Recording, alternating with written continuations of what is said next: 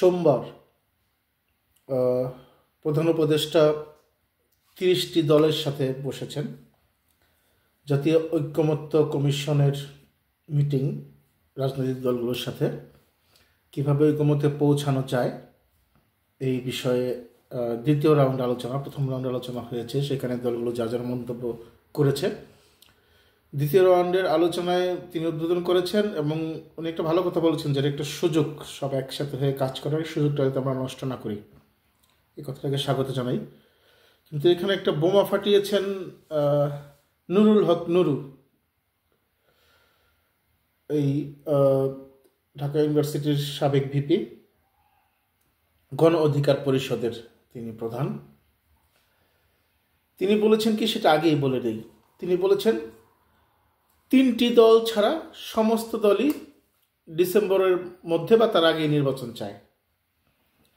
তাহলে প্রধান উপদেষ্টা জাপানে গিয়ে যে বক্তব্য দিয়েছিলেন, একটি দল ছাড়া কেউই ডিসেম্বরে নির্বাচন চায় না, সেটা সম্পূর্ণ মিথ্যা ছিল।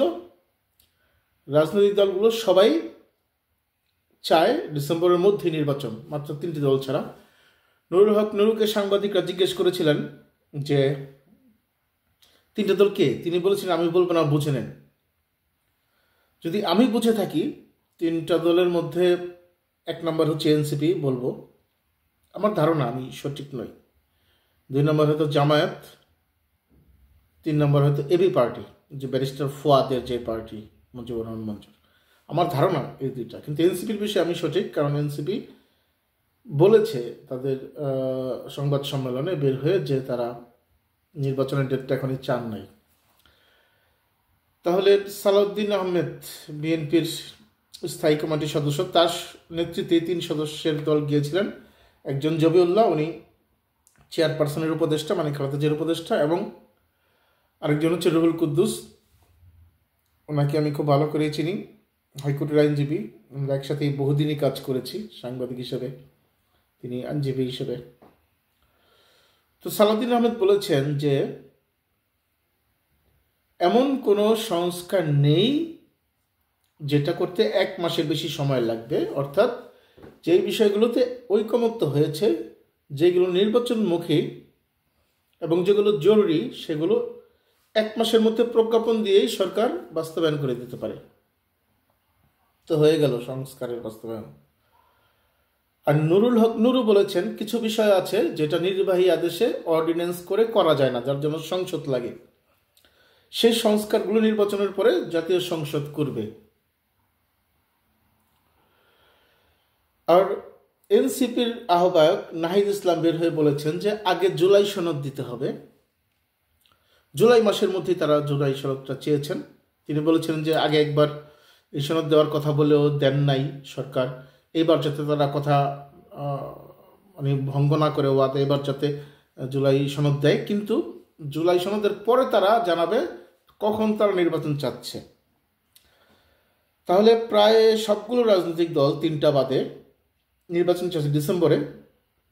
আর একটা পার্টি এনসিপি, ওনারা এখনো বলবেনই না কবে নির্বাচন চান, জুলাইয়ের পরে তারা জানাবেন কবে তারা নির্বাচন করতে পারবেন। ছাত্ররা অনেক বড় শক্তি ছিল গণ অভ্যুত্থানের, জুলাই আগস্টের আন্দোলনের, কিন্তু এনসিপি অ্যাজ এ পার্টি, রাজনৈতিক দল, তাকে নির্বাচন করেই দেখাইতে হবে জনসমর্থন। তিনি কবে নির্বাচন করতে পারবেন, কবে সব ওয়ার্ডে ওয়ার্ডে থানায় থানায় কমিটি দিতে পারবেন, তারপরে গিয়ে নির্বাচন হবে, কারণ তাকে ক্ষমতায় আনতে হবে, ইলেকশন ইঞ্জিনিয়ারিং করতে হবে, এগুলো নিশ্চিত হওয়ার পরে তিনি ডেট দিবেন। এটা আসলে আমরা সবাই মানতে পারি নাই, অন্তত আমি মানতে পারি না। তাহলে ডক্টর মোহাম্মদ ইউনূসের যেই বক্তব্য, তিনি বলেছেন এটা একটা সুবর্ণ সুযোগ ঐক্যবদ্ধ হওয়ার। সালাউদ্দিন আহমেদ বলেছেন 1 মাসের মধ্যে সম্ভব, তাহলে ডিসেম্বরের পরে যাওয়ার তো কোনো কারণ দেখি না। নুরুল হক নুরু বলেছেন 3টা দল বাদে বাকি সব দল নির্বাচন ডিসেম্বরের আগে চায়। তাহলে গণতন্ত্রের পথে উত্তরণে আমাদের বাধা কোথায়? ডক্টর মোহাম্মদ ইউনূসের সরকারের যে উপদেষ্টারা 5 বছরের খোয়াব দেখতেছেন, তারা বাধা? অথবা এনসিপিকে যারা অর্থায়ন করতেছেন, যেই দুর্নীতিবাজ বড় বড় বড় কর্পোরেট গ্রুপ, যাদের বিরুদ্ধে কেউ কথা বলতে পারে না, তারা কারা? গণতন্ত্রের পথে উত্তরণে বাধা কারা? পৃথিবীর কোনো দার্শনিক কোনো গণতন্ত্রকামী লোক কেউ কখনোই দাবি করতে পারবে না যে আপনি এটা করেন, আপনি এটা করেন, আপনি এটা করেন, জনগণের দরকার নাই, জনগণের সিদ্ধান্তের দরকার নেই, এই দেশ জনগণের না, জনগণের ভোটে কি হবে, এই কথা কেউ বলতে পারবে না। এই কথাটা যে বলবে সেই হবে স্বৈরাচার, সেই হবে ফ্যাসিস্ট। আজকের মিটিং যে ছিল প্রধান উপদেষ্টার সাথে দলগুলো, তাদের যে আলোচনা, তারপরে যে জিস্ট, এগুলো তো আমি সংবাদপত্রের শুধু উদ্ধৃতিগুলো আপনাদেরকে দিলাম, কোন সংবাদপত্রে কী কী তথ্য এসেছে আমি সেখান থেকে বললাম। আমি বাংলা ট্রিবিউন, ঢাকা ট্রিবিউন, প্রথম আলো, এগুলো থেকে বললাম। কিন্তু একটা বিশ্লেষণের ব্যাপার তো আছে, শুধু সংবাদ পড়লে তো হবে না। এই সংবাদ পড়ার পরে আমরা কি দেখতে পেলাম? আমরা দেখতে পেলাম যে সবাই আসলে নির্বাচন চাচ্ছে। তাহলে একটু প্রশ্ন করি, নির্বাচনটা কি আসলে সঠিক কিনা?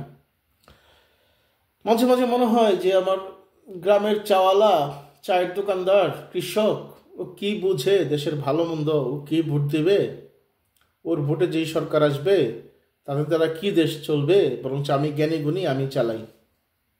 হ্যাঁ, এটা অন্য জিনিস। এটা রাজতন্ত্রের লোকজন বলতে পারে যে আমরা রাজা, রাজবংশ, আমরা সব বুঝি কীভাবে চালাতে হবে। কিন্তু যখনই আপনি গণতন্ত্রের কথা বলবেন তখন আপনি পাবলিক মতকে উপেক্ষা করতে পারবেন না। মানে জনগণের ভোট এবং জনগণের ম্যান্ডেট নিয়ে কেউ এসে দেশ চালাবে, এটাতে আপনি যখনই না করবেন, যে কোনো অজুহাত দেখিয়ে, ভারত হোক, পাকিস্তান হোক, আমেরিকা হোক, আমরা বুঝে নেব আপনার দূরভিসন্ধি আছে এবং আপনি জনগণের মতকে কেয়ার করেন না। আমার চার দোকানদার, আমার যে কৃষক, আমার যে মুচি চামার, সে আপনার মতো বুঝে না, আপনার মতো তাকে আমি বোঝাতেও যাইব না। এ দেশটা তার, সে যেভাবে এ দেশকে বুঝে, তার দেশ সেভাবে চলবে। সে যাকে মনে করে ভোট দিবে, তার দেশ চালানোর জন্য সংসদে গিয়ে কোন সংস্কার পাশ করবে, কোনটা পাশ করবে না, সংবিধানের কোন সংশোধনী 2/3 সংসদের আসন নিয়ে পরিবর্তন করতে পারবে, আমি সেটাকে দাম দেব। আমার কাছে কুলি, চামার, যারা ফেসবুক ইউজ করে না, যারা সোশ্যাল মিডিয়ায় শর্টস ভিডিও 1 মিনিট 30 সেকেন্ডে দিয়ে ভাষায় ফেলতেছে না একজন আরেকজনকে বুকে, তারা গুরুত্বপূর্ণ। গণতন্ত্রের কাছে তারা গুরুত্বপূর্ণ। দেশের মানুষের কাছে যাবেন, আপনি একটা নির্বাচন চাইবেন, তারা ভোট দিবে যে কোনো একটা দলকে বা জোটকে, যাতে আমি নির্ধারিত করলাম এরা এই নির্বাচনটা করবে, এরা এই সংস্কারটা করবে, এরা এই সংশোধনগুলো করবে। আমি তো তাকে বাধা দিতে পারি না। বরঞ্চ যদি আমি বাধা দিই না, আমি ক্ষমতায় থাকবো, আমি করব, আমি হব ফ্যাসিস্ট। আমি আমাকে যদি ভালো মনে করি, একমাত্র বুদ্ধিমান মনে করি এবং শিক্ষিত মনে করি, আমিই পারবো এই দেশের জন্য সব কিছু করতে, আমি আসলে মূর্খ, আমি স্বার্থপর, আমি ক্ষমতালোভী। এই জায়গা থেকে আজকের মিটিংয়ের পরে অন্তত রাজনীতিতে একটা ভাইব আছে, সেখানে বলা যেতে পারে যে বাংলাদেশ নির্বাচনের দিকে যাচ্ছে। ডিসেম্বরেই 15 দিন এদিক সেদিক হতে পারে। তাহলে এখন নির্বাচনের জন্য প্রস্তুতি নেবে সব দলগুলো। জামাত কয়টা আসন পাবে, এনসিপি আসন পাবে কি পাবে না, বিএনপি পাবে কি পাবে না, সিদ্ধান্ত নেবে জনগণ। কিন্তু যেই মুখোশটা ছিল যে খালি শুধুমাত্র বিএনপি চায় নির্বাচন, তাকে যে ভিলেন করা হচ্ছিল যে ক্ষমতায় যাওয়ার জন্য, এটা না আসলে আমার ক্ষমতা টিকিয়ে রাখারই নামান্তর। জনগণের কাছে আমি ফিরে যাচ্ছি। আমি তো বিএনপির কাছে ফিরে যাচ্ছি না, এনসিপির কাছে ফিরে যাচ্ছি না। জুলাই আগস্টে কয়েকজন নেতা ছিল, সেনাবাহিনী ছিল, কয়েকটা দলের রাজনৈতিক নেতারা ছিল, বসে কাউরে ঠিক করছে উনি প্রধান উপদেষ্টা হবে, উনি এটা হবে সেটা হবে। ওখানে তো আমি ভোট দেই নাই। কে দেশ চালাবে? ডক্টর মোহাম্মদ ইউনূস দেশ চালাবে। কে বলেছে? ছয় মুখ্য সমন্বয়ক বলেছে, মির্জা ফখরুল ইসলাম আলমগীর বলেছে, জামায়াতের আবির বলেছে, হেফাজত বলেছে। আমি তো বলি নাই। তাহলে আমি কি বলছি? আমি তো ইউনূসকে নাও বলি নাই। আমি কি বলছি সেটা জানার জন্য আমার ভোট আমি দিতে চাই, যে আমি একে চাই, আমি এই কথা বলছি। এখন মোহাম্মদ ইউনূসের কি তাহলে কোনো সুযোগ নাই? তিনি যদি ক্ষমতায় যেতে চান তার সুযোগ আছে, তিনি গিয়ে এনসিপিতেও যোগ দিতে পারেন, নতুন দলও করতে পারেন। তাহলে হচ্ছে যে তার মার্কাটাও থাকবে, চাইলে আমিও তাকে ভোট দেবো। আমি তো জানি না আমি কাকে ভোট দেবো, আমি তখন বলবো না আমি কি বিএনপিকে দেবো, আমি কি এনসিপিকে দেবো, আমি জামাতকে দিব, কি আমি ইনুস দলগুলো তারাকে করবো। কিন্তু আমার দাবি হচ্ছে আমাকে জিতে দেন। যখন ইনুস সরকার গঠন হয়েছে আমি ছিলাম না, আমার মতামত আপনি নেন নাই। ছাত্রদের যারা নেতা ছিল বাড্ডা থেকে যাত্রাবাড়ি জামায়াত কর্মীরা আন্দোলনটা করছে, তাদের নেতারা ছিল। বিএনপি সারা দেশে উৎসাহ দিছে, সঙ্গ দিছে, অনুমোদন দিছে, সেই বিএনপি নেতারা ছিল, আমি তো ছিলাম না। আমি আমার ভোট দিতে চাই, আমি ভোট দিয়ে নির্বাচন করতে চাই, কে আমার সংস্কার করবে। আপনি যাকে বলেছেন সে নয়। 30 জন মিটিং ছিলেন প্রধান সেনা প্রধানের অফিসে, যে কাকে প্রধান উপদেষ্টা করবেন, কাকে উপদেষ্টা করবেন। 50 জন ছিলেন, 100 জন ছিলেন। আমার দেশের মানুষ 17 কোটি, আমি 17 কোটির প্রতিনিধি, আমি 17 কোটি একজন, আমি ভোট দিতে চাই। এটারই প্রতিফলন ঘটেছে এই জাতীয় সংস্কারের যেই ঐক্য যেই এটা জাতীয় ঐক্যের যেই কমিটিটা, যারা সবাইকে এক করে একটা সিদ্ধান্ত দেবে। এখানে সবাই বলেছে যে নির্বাচনটা ডিসেম্বরের মধ্যে দেন, কারণ জনগণের কাছে একটা সুযোগ দেন তাকে ভোট দেওয়ার। তো এর মধ্যে এখনো জামাতের প্রতিক্রিয়া পাই নাই আজকে, এখনো পর্যন্ত আমি খুঁজতেছিলাম। এখন বাজে কয়টা, রাত অনেক 10:30টার মতো, 11টার মতো বাজে, এখনো জামাতের প্রতিক্রিয়া পাইনি। মিডিয়া থেকে বের হয়ে তারা কি বলছে, সম্ভবত ইচ্ছে করেই তারা প্রতিক্রিয়া, যেহেতু আসতেছে না কোনো পত্রিকায়, প্রতিক্রিয়া তাদের কোথায় আমি জানি না, আসবে। তাহলে একটা গণতন্ত্র দেন আপনি, ভালো সংস্কার, ভালো উন্নয়ন, ভালো ভোটের কি দরকার, মুক্তিযুদ্ধের চেতনা ভালো, 24-এর চেতনা ভালো, 71-এর চেতনা ভালো, এগুলো তো আসলে আমাকে বেচেন না, আমার কাছে এগুলো বেচেন না। আপনাদের এগুলো আমি কিনবো না। কোনো একটা বাড়িতে যাবেন, তার কাছে হয়তো টাকা আছে, সেই বাড়িতে গিয়ে হামলা করবেন, টাকা নেবেন, মারবেন, আলিশান অফিস বানাবেন, আলিশান গাড়ি নিয়ে ঘুরবেন। আপনি বেকার ছিলেন, বেকারত্ব ঘোচানোর জন্য কোটা নিয়ে আন্দোলন করলেন, আন্দোলন সফল হওয়ার পরেও আপনি বেকারই থাকলেন, আপনার 35 বছর কেটে যাবে, আপনি বেকারই থাকছেন। আপনার বাবা মা তো আপনাকে শিক্ষিত করেছে একটা চাকরির জন্য, আপনি সেই চাকরি না করে বেকার থাকছেন। বেকার থেকে টাকা কামাবেন কিভাবে? আমার দেশে কৃষক তো কাজ করে টাকা কামায়, শ্রমিক কাজ করে টাকা কামায়, আমি নিজে কাজ করে টাকা কামাই, চাকরি করে টাকা কামাই। আপনি কিছুই করবেন না, অথচ গাড়িতে করতেছেন। আমার একটু কষ্ট লাগে, কারণ আমি অনেক কষ্ট করি আমার পরিবার পরিচালনা করতে। আর আপনারা সেই কষ্টতে পড়বেন বলেই আন্দোলন করে আজকে সুযোগ পেয়েছেন, কিন্তু আপনি চাকরিতেই অ্যাটেন্ড করতেছেন না, পরীক্ষা দেন না, বিসিএস।